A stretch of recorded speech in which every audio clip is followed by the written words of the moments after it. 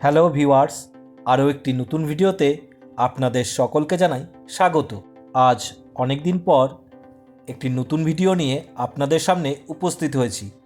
আজকের এই ভিডিওটির মাধ্যমে আমি দেখাতে চেষ্টা করব আমাদের এখানকার পার্শ্ববর্তী এলাকায় অনুষ্ঠিত হওয়া রাস উৎসবকে কেন্দ্র করে যেই পুতুলগুলি তৈরি করা হয়েছে সেই পুতুলগুলি কিভাবে রং করা হয়ে থাকে এবং শেষ পর্যন্ত কিভাবে ফিনিশিং করা হয় সেটিই আজ এই ভিডিওর মাধ্যমে তুলে ধরার চেষ্টা করব। ভিউয়ার্সদের উদ্দেশ্যে আমি বলে রাখছি, এই রাস উৎসবটি গীতালদাহ হরিহাট রাস উৎসব নামে পরিচিত।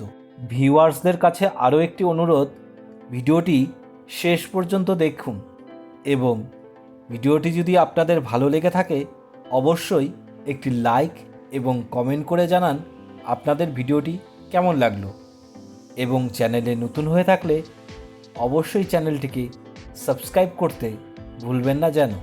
আমাদের কারখানায় প্রায় 30টি রাসের পুতুল তৈরি করা হয়েছে। এখানে বিভিন্ন রকমের মূর্তি, যেমন শ্রীকৃষ্ণ, বলরাম, রাম, এছাড়াও রামায়ণ মহাভারতের কাহিনীর বিভিন্ন চরিত্র এখানে মূর্তিরূপে ফুটিয়ে তোলা হয়েছে। যেমন এখানে রয়েছে শ্রীকৃষ্ণের বিশ্বরূপ দর্শন, এছাড়াও মেঘনাদ বধ প্রভৃতি মূর্তি।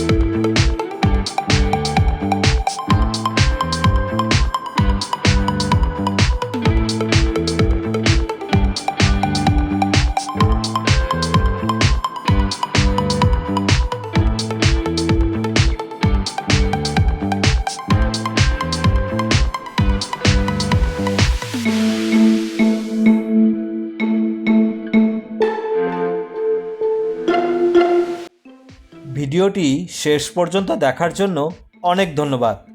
পরবর্তীতে আপনাদের সাথে দেখা হচ্ছে আরেকটি নতুন ভিডিওর সাথে।